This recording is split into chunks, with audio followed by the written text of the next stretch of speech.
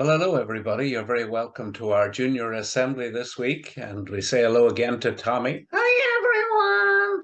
Yeah, it's good to be back with you. And today we're going to talk about something that's very unusual in the Bible.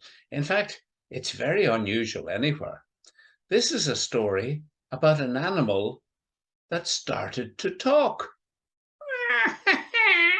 That's right. An animal has started to talk. What is the animal? The animal was a donkey. A donkey. Yeah, that's right, a donkey. And it just goes to show you that sometimes, even in the Bible, strange things can happen. So our story begins today, and we're going to start it now, and you're all very welcome. Hope you're enjoying your holidays. And Tommy's going to help me with the story today. So our story begins with a king called King Barak. King Barak, that's right, King Barak.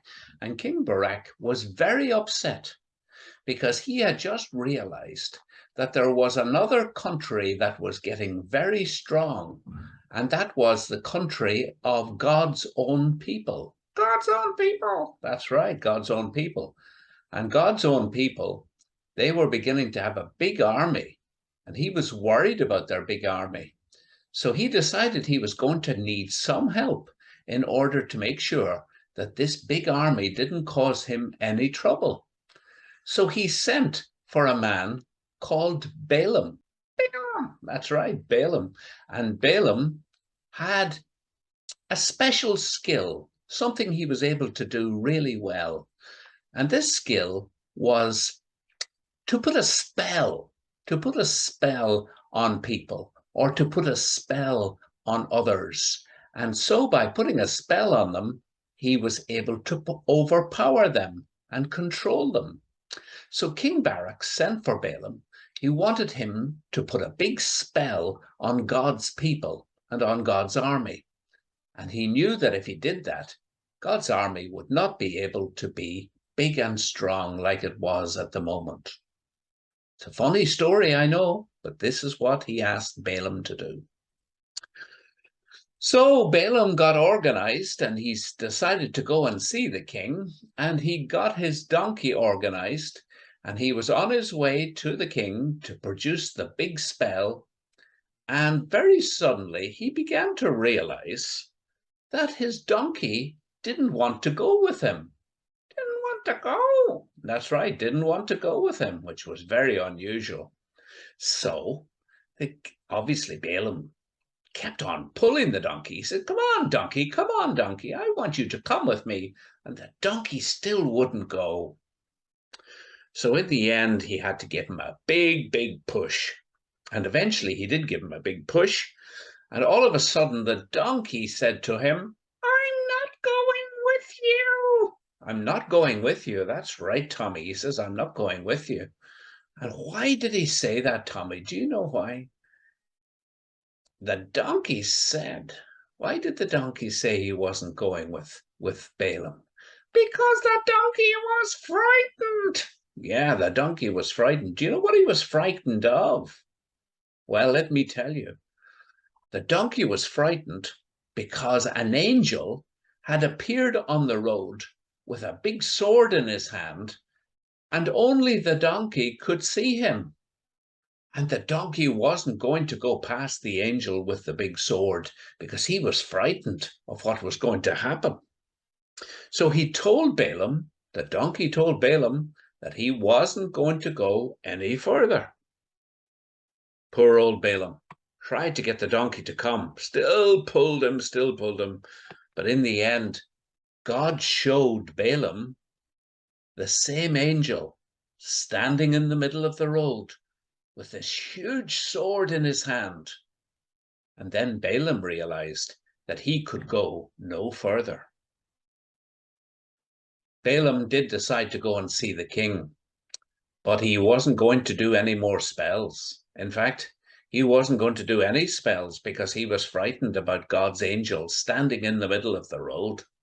He told the king, I'm not saying any more spells, and I'm not saying any more spells against God's people, because God has sent his angel, and my donkey saw the angel first, and then I saw the angel, and I'm not going to do it.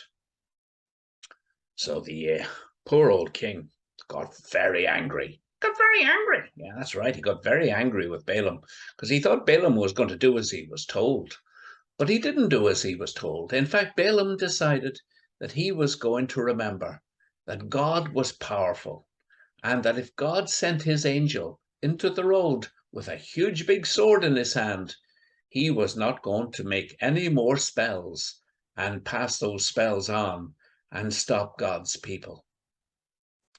So this is a really funny story from the Bible. It's a funny story. Yeah, what's funny about it, do you think?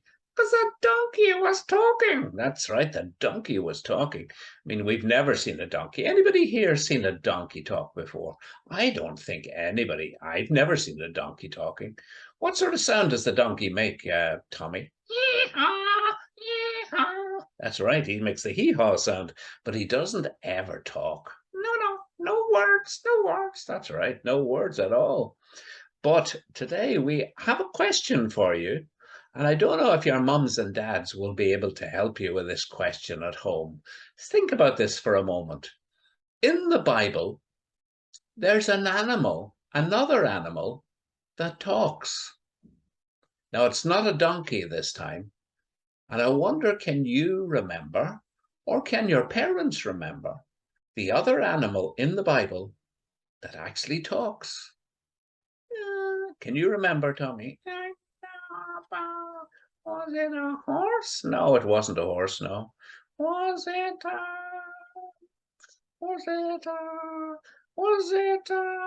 zebra? No, it wasn't a zebra. Was it an elephant? No, it wasn't an elephant. No, you're going to keep on guessing now, but I'll just check if the boys will be able to find out. And indeed, if you find out, will you let me know? Because I'd love to hear what the animal is in the Bible, apart from Balaam's donkey, that started to talk. Great story, isn't it? Yes, it is. Great story. Yeah. No, we're going to have our prayers now, Tommy. So again, Tommy, at all these occasions, he's a very good boy. He bows his head for his prayers, and that's what he's going to do now, because we're going to say our prayer to God. And you say this prayer after me, everyone. Dear God, thank you for stopping Balaam from saying his spell and protecting your people. Help me to trust you so that I understand that you protect me every day. Amen. And together we say, Our Father, who art in heaven, hallowed be thy name. Thy kingdom come, thy will be done on earth as it is in heaven. Give us this day our daily bread, and forgive us our trespasses, as we forgive those who trespass against us. And lead us not into temptation, but deliver us from evil. For thine is the kingdom, the power, and the glory, forever and ever. Amen. And the Lord bless you and keep you today and forever. Amen. Amen. That's right. Amen, Tommy. At the end of our prayers, we always say amen. That means we join in and we agree that God has to be praised, and we make our prayers to him each day. Now, what we're going to do is really say goodbye to you all. We'll see you again next week. Hope you continue to enjoy your holidays. If you're away on holiday at the moment, we hope you're having a lovely time away. And if you're having holidays at home, we hope you're enjoying those as well. But until next week, boys and girls, have a very happy week, and we'll say goodbye for now.